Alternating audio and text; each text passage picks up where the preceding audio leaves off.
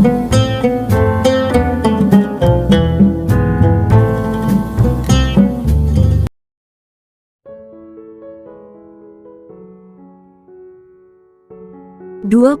rasa yang baru.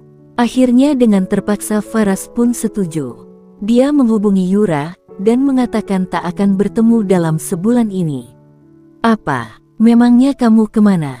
Apa ada urusan bisnis? Seharusnya aku tahu dan ikut.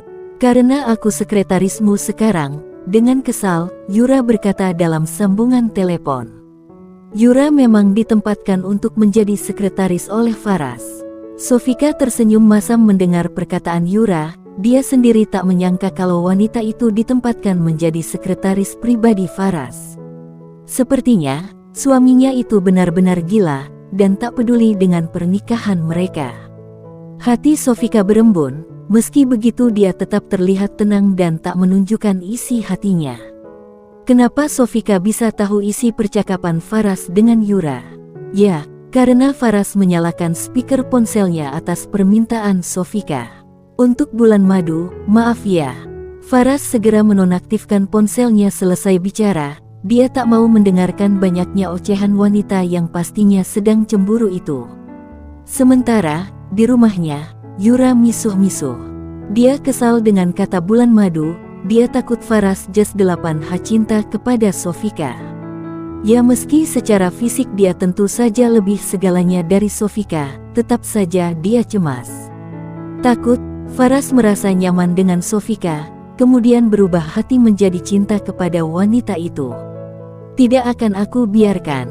Yura meremas ponsel yang ada di genggamannya. Besok paginya, Faras bangun, namun kali ini dia merasa heran karena istrinya sudah bangun duluan.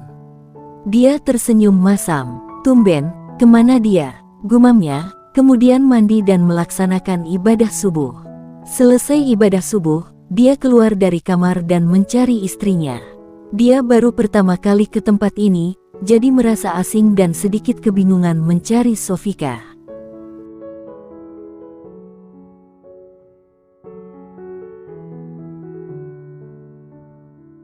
Selamat pagi Pak, sapa seorang staf wanita muda dengan ramahnya. Faras tersenyum hangat dengan sejuta pesonanya. Selamat pagi, sahutnya. Staf wanita itu berdeham, ada rasa kagum dan terpesona akan pembawaan Faras yang ramah, hangat dan murah senyum. Apa Anda mencari ibu? Tanya wanita itu. Faras bingung, ibu. Seingatnya, dia pergi dengan Sofika dan Ali, tidak dengan ibunya. Saya pergi bersama Ali dan istri saya, Vika. Tidak dengan ibu saya, jawaban Faras, membuat wanita itu tersenyum geli. Kami biasa memanggil Bu kepada Bu Vika. Karena beliau pemilik resort ini, ya walau memang masih muda, ujar wanita itu menjelaskan. Faras tersenyum malu, baru paham dia. Oh begitu ya, hehehe. Di mana dia? Tanya Faras. Beliau ada di resto, mari saya antar. Karena tadi Bu Vika yang meminta saya mengantarkan Anda ke resto, jawab staf wanita itu. Baiklah kalau begitu, terima kasih. Faras menjawab dengan ramah. Dia pun mengikuti wanita itu ke salah satu resto yang ada di resort ini. Yang tempatnya tepat di dekat danau buatan. Sofika tampak sudah duduk santai di sebuah kursi, yang dari tempatnya duduk bisa melihat secara langsung danau, dengan pepohonan yang berjajar di sekitarnya, juga taman bunga yang menyejukkan mata. Sofika tidak duduk sendirian, dia berhadapan dengan Ali. Dan tampak mengobrol. Faras memasang muka masam, tak suka saja melihatnya. Silakan Pak, itu ibu di sebelah sana, ujar staf wanita itu. Dia menunjuk dengan telapak tangan ke arah Sofika dan Ali duduk. Faras yang sudah melihat sejak tadi, merasa kesal. Dia pun segera menghampiri Sofika setelah berterima kasih kepada staf wanita yang sudah mengantarnya itu. Dengan keras sengaja Faras berdeham. Sofika dan Ali menoleh. Ayo duduk, ujar Sofika dengan senyuman secerah mentari di pagi hari. Kok ninggalin aku? Faras mendesis tak suka. Sofika dan Ali saling lempar pandang. Kemudian keduanya sama-sama terkekeh mendengar perkataan Faras.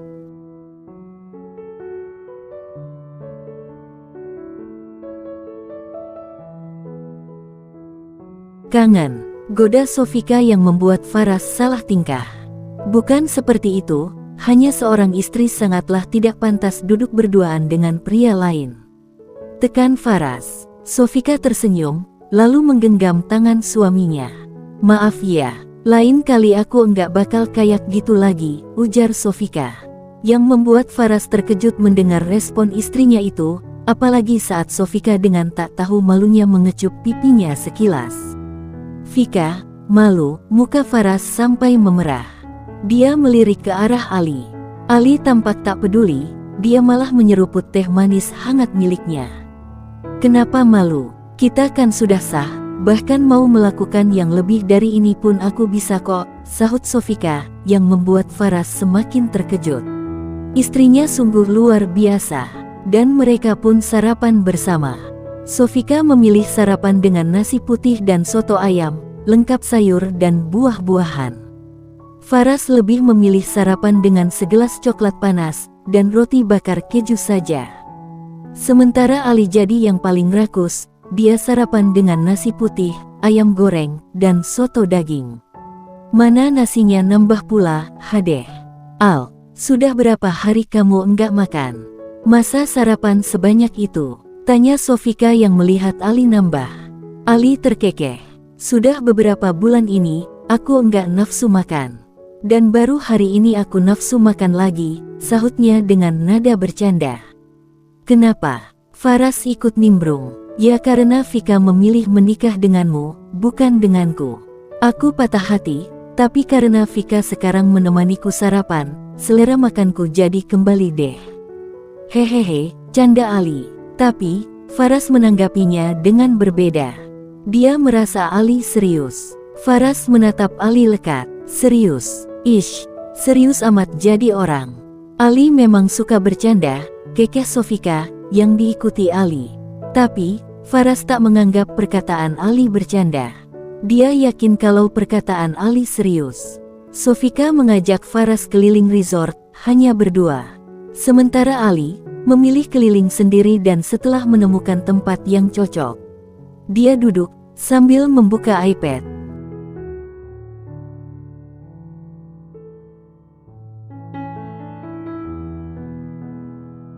Dia duduk di bawah pohon rindang, di antara bunga-bunga warna-warni yang di atasnya banyak kupu-kupu yang beterbangan. Dia mengerjakan pekerjaannya sebagai editor novel.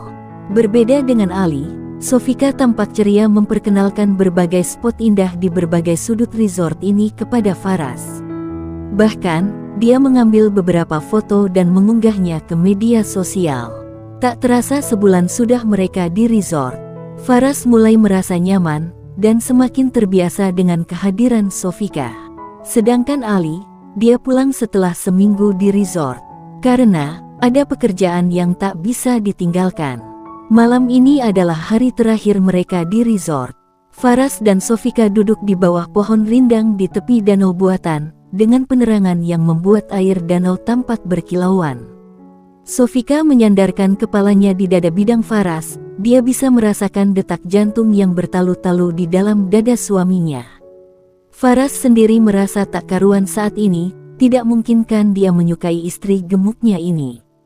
Dia bukan tipenya, meski sekarang Sofika sudah sedikit kurusan, karena rutin mengikuti senam zumba dan banyak makan sayur serta buah. Hanya tinggal 4 bulan lagi, maka kita akan berakhir, ucap Sofika lirih.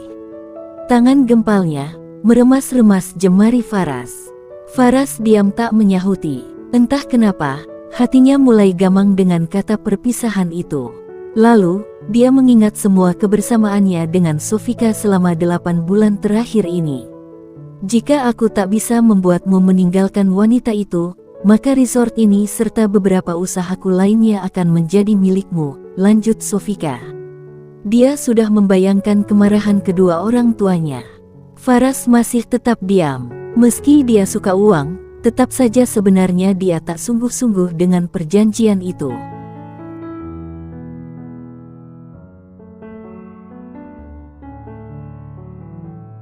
Bolehkah aku menciummu di tempat ini? Aku ingin membuat kenangan indah bersamamu sebelum kita berpisah, ucap Sofika. Dia mendongak, menatap Faras lekat. Tatapan mereka bertemu.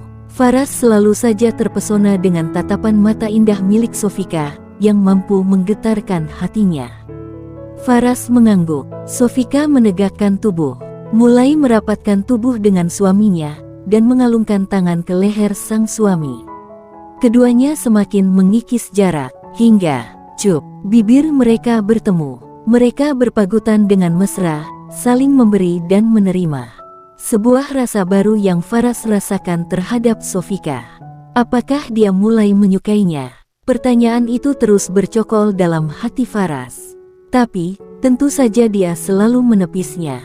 Yura dan Yura, wanita cantik nan seksi itulah yang saat ini dia cintai, dia yakin itu. Aku mencintaimu, meski kamu tidak. Aku tak akan membencimu meski nanti kita sudah berpisah, ucap Sofika setelah pagutan mereka berakhir.